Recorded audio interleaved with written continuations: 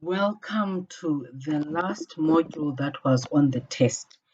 And for here, the best way that I could go about doing this was to first show you one or two basics, and then I am taking samples of the questions from the different test papers that we had, and then we are going to discuss them accordingly. Therefore, in the first instance, we are looking where you've got your power station at A and it is advanced than your power station that is going to be at B. So in this case, it means that it's either the angle at A that is going to be greater than the angle at B, or it could be the voltage at A that is bigger or higher than the voltage at B, or it can be the combination of the two. That's what advanced is. I know in all the examples that we've done in class, we have shown it whereby we've made it the angle, the phase angle of A that is greater than that of B. But luckily, in one of the tests, you're going to see how the voltage could also be higher than the other one. So then in this scenario, you basically have a situation whereby you've got your SA, okay, and your SA is your power that is generated at your power station at A. And that is going to be equal to, and if you look at what is on your bus bar from A, you can see that you are feeding SA load plus SI, okay, because SI is also coming out of there. And then you have a situation whereby your power generated at B becomes your SB load minus your SJ. And we're going to talk about why we're having a plus SI at A and why we're having a minus SJ at B. So we're starting with the A side. What is SI? So SI is really the power that you are transferring from A to B. So that interconnector or that line that you have, it goes with a power that's going to flow through it. And that power is that SI element. And therefore it leaves from substation A to go towards power station B. And the difference in your SI and your SJ is mainly just your angle. So if you've looked at all the examples that you had on the actual module, you'll have seen that your values for SI and SJ are always the same. And it's your angle that is the difference. So go back and look at that so that you can see. And the reason why it's just the angle that is different is because you've got that voltage drop or impedance of your interconnector. And therefore, it means that the power that's leaving A does not necessarily arrive exactly the same at B. Okay, that's why your angle becomes different. It makes SI advanced again than SJ scenario. Then I've just put in now what you're seeing, the arrows. Okay, so I've taken what you have at your power station A, and then I've taken it to your bus bar, and then I'm showing that from your bus bar, you've got two outgoing feeders. So your power station is arriving at that bus bar, and then your SA load is leaving, and your SI is also leaving from that bus bar. Then what this means is that if I had to take and replace all the S by your current, because in reality, what is traveling when you talk about power, it's your current that is traveling through that conductor, right? So therefore, if I now go and I say using Kirchhoff's voltage and current law, second law, then I can say at that node point of your bus bar, what do we actually have there? We've got an incoming, which becomes a positive. So I name that my IA, all right? And then I've got two outgoing, which means that they become negative if they're leaving that node. So therefore, it's IA minus IA load minus SI. And that becomes equal to 0. And then if I rearrange that formula, it mainly means that my IA is therefore equal to my IA load plus SI. And so therefore, my SA is then equal to that SA load plus SI. So that's where that formula is coming from. All right, I know I've now mixed the SI with your currents. You can mainly just replace it with II. Then we come to your SB is equal to SB load minus SJ. Why that subtraction is taking place. So what is SJ in essence? So SJ we say is the power that is received by B. So it's coming from A and B is receiving it at that bus bar there. And I've also drawn the same thing that I drew for your A, where I'm drawing your generator at B, going into the bus bar. And then in this case, instead of having two outgoing feeders at the bottom or on the right-hand side of your bus bar, you can see that my one is coming in, and that is your SJ. And then I've got coming out my SB load. So in essence, it means in this scenario, I've got two incomers at my bus bar, and then I've got only one outgoing. So what does that mean? If I arrange it again in terms of my Kirchhoff's voltage and current law, then it means I've got IB becomes positive and my SJ is positive. So it's IB plus SJ, and then I subtract what is leaving my bus bar, which is my IB load. And therefore, it means that if I rearrange this, I simply have IB is equal to my IB load minus SJ. So that's why your SJ in this scenario is negative, guys. Okay, so therefore my SB load is then equal to my SB is then equal to my SB load minus my SJ. So that's why we have that scenario going in that essence.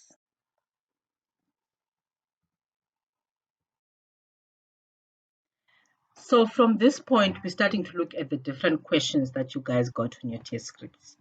And this very first one, I believe, was the most difficult that you would have had.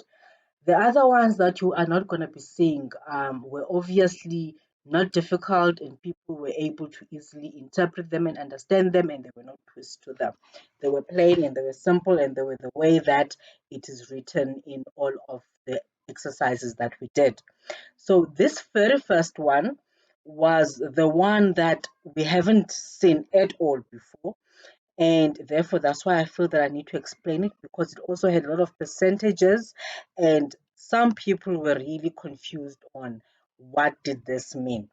Now, if you see that the voltage or you see that the impedance is not the same as what you got in your test, if you got this type of a question, it's fine, because remember, I did not make the tests exactly the same for everybody.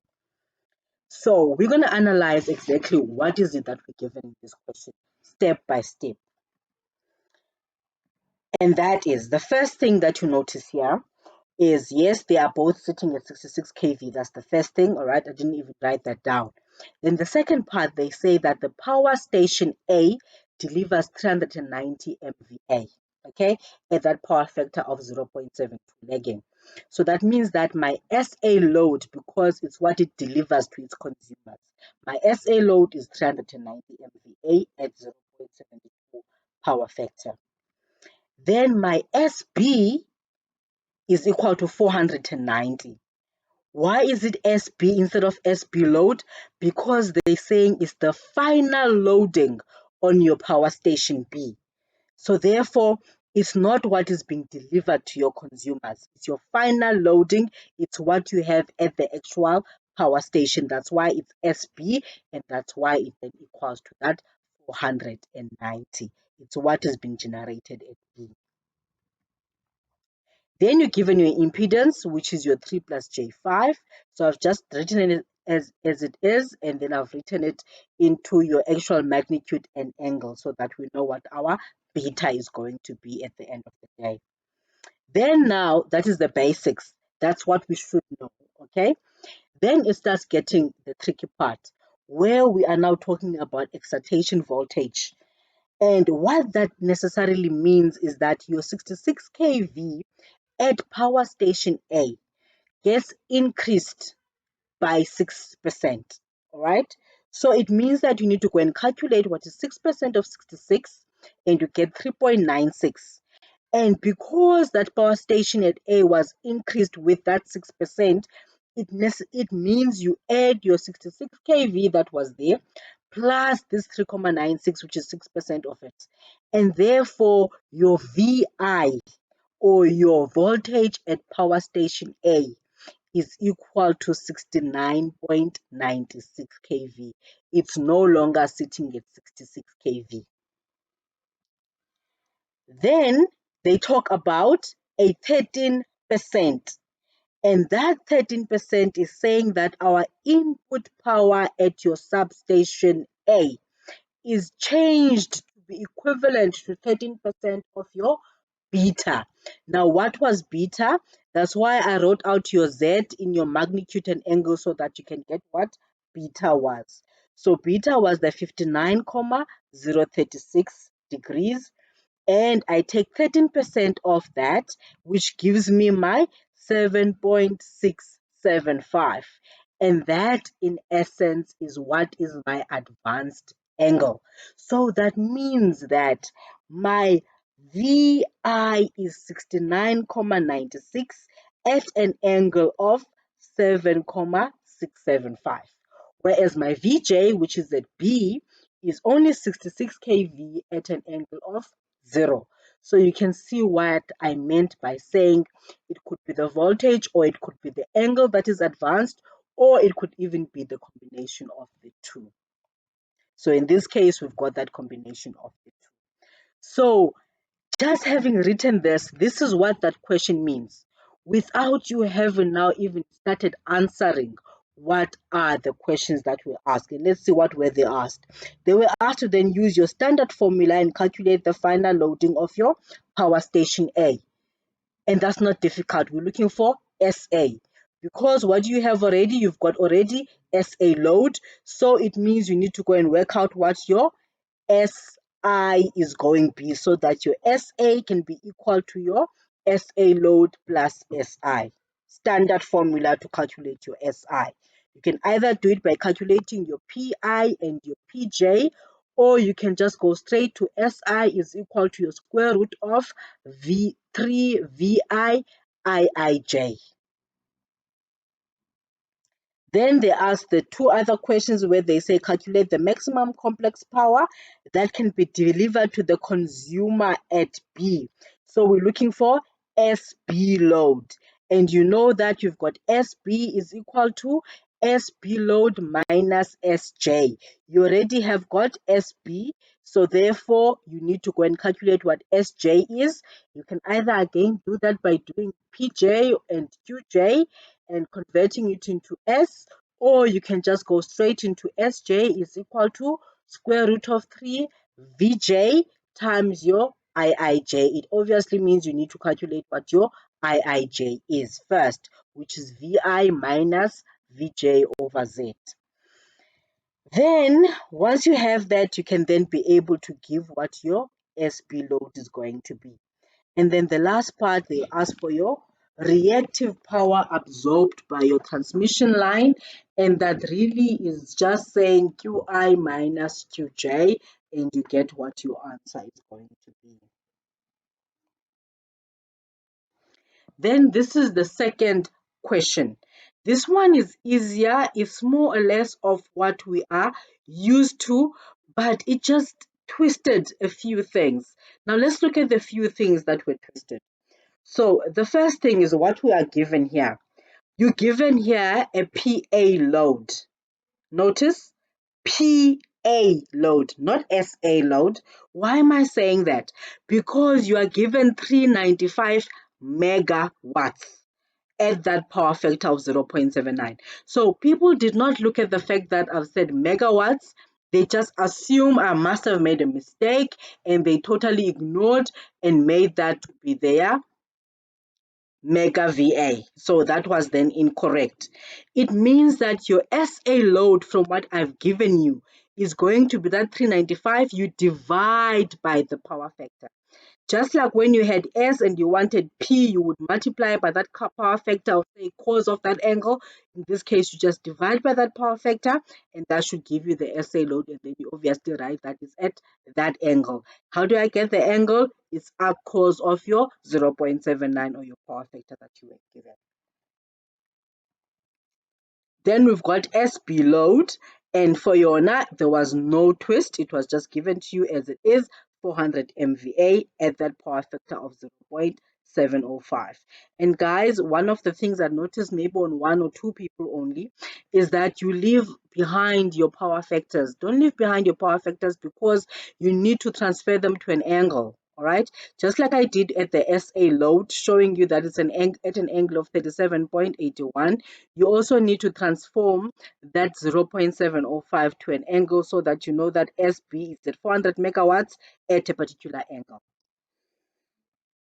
Then you've got your Z is equal to, which is your interconnector, 7.16 or 78 degrees. You're given there is no twist.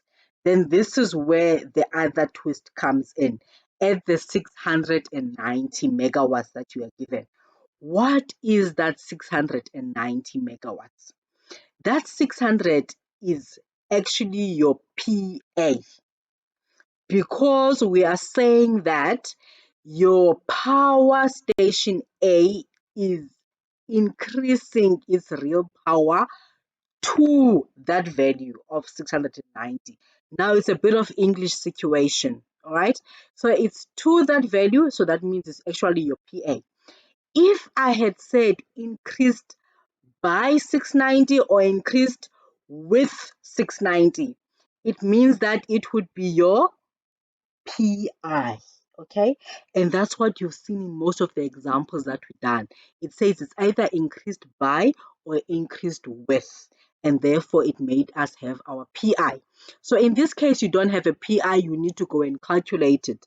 And you calculate your PI from your PA load and your PA that you just had now, and that would mainly just be PI is equal to PA minus PA load. It follows the same sequence that you would have had when you were working with your S's.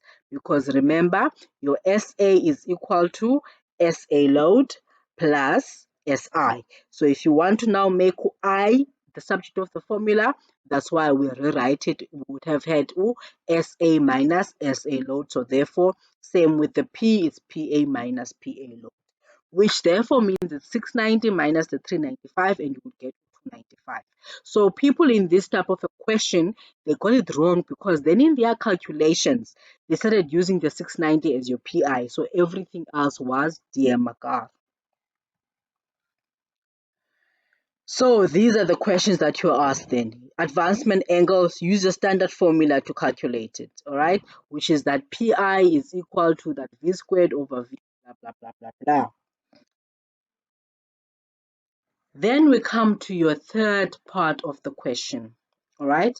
And in this third part of the question, we are now seeing, again, let's look at what is the scenario in this case. The scenario is still given the two substations, they're at 88 kV, and they give you the loads that are coming out. And notice the loads are both MVA. So it's 540 at A and it's 450 at B. Then they give you an interconnector. Then they say now, by means of your phase regulator at B, not at A anymore, it's at B. The phase of your interconnector at B is going to be advanced. So therefore, they are advancing B. So B is now leading in angle. This causes your real power at station B to be increased by, notice, by 215. So what is that 215? That 215 is in case PJ, because we're increasing by, and it's at power station B. Then I want to draw this for you, and we did draw when B is leading before, and this is what this actually says. So I've translated everything that's written into that paragraph into this diagram. Okay, so we know that B is at 88 and we don't know what the angle is because it's advanced. We probably need to calculate it. And then I've put in your A, which is, and then it means that I must swap my voltages, because now the fact that B is leading means that VI is at B. And the fact that A is at 0 degrees means that VJ is at A, and it is the one, okay? And then you can see that there you've got your SB load and you've got your, then what else is going to change? So the scenarios that are going to change here, look at your SA load, what is going to be here. What do you have at A? Remember, A is the one on your right hand side now, and you've got two incomers at your bus bar and one outgoing, and the two incomers being your A and your J, and then your A load is coming out. So in this case, it is then that you've got SA is equal to SA load minus SJ. That's why SJ is taken to substation A, because it is the one that is lagging, and that's where your J is going towards. Then for your B, it simply becomes, you've got that B going into your bus bar from your generator, and then it's coming out of there. You've got your SB load and you've got your SI. So that's why SB in this case becomes SB load plus SI, not SJ, SI, because SI is leaving there. So that is the twist. It was unfortunate because it was part of the examples that was there. Maybe I didn't emphasize what the changes was of why you've now got SA minus SJ, instead of having an SI in there. So that is the reason, guys. And it also shows you why this is PJ instead of it being PB, okay? Because it says it's increased by. Then these were the questions that were asked. It was really simple. You then utilize your standard formula. Your formulas doesn't change. So your PJ stuff remains your PJ formula stuff, and your PI stuff remains your PI formula stuff. You don't have to change those.